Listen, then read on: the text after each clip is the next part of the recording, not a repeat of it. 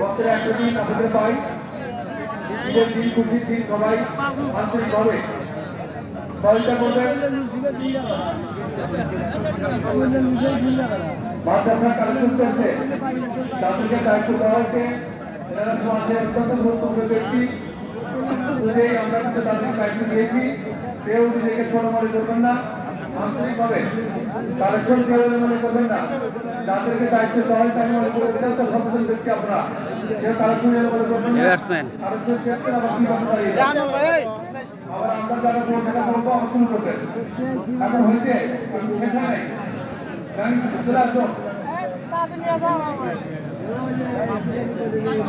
তাড়াতাড়ি তাড়াতাড়ি কালেকশন শেষ করেন। দয়া করে যারা দাঁড়িয়ে আছেন, জায়গা আছে বসে যান।